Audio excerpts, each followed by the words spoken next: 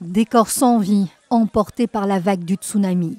Plus loin, des habitants hagards au milieu d'une côte dévastée, à la recherche de disparus. À Palu sur ces photos, des arbres déracinés, ici ou là des habitations encore debout, mais partout la désolation, rien ou presque n'a résisté à la force du courant. Une vague que l'on voit ici déferler en quelques secondes sur la plage. Il est plus de 18h20, heure locale. Ce vidéaste amateur prend le temps de filmer la scène depuis le premier étage d'un parking avant de céder lui aussi à la panique. L'eau s'engouffre alors dans la ville et dans cette mosquée en pleine prière du vendredi. Un raz-de-marée provoqué par un puissant tremblement de terre.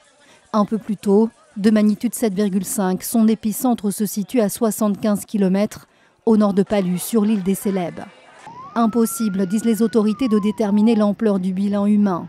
De nombreuses familles sont portées disparues. Dès vendredi soir, le président annonçait le recours à l'armée.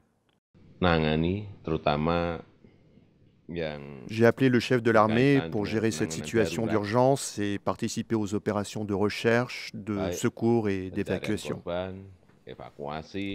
À la télévision nationale, les premières images du déploiement militaire et de l'aide aux populations. Des soldats qui embarquent direction Dongola, à 30 km de Palu, dont l'aéroport a été fermé.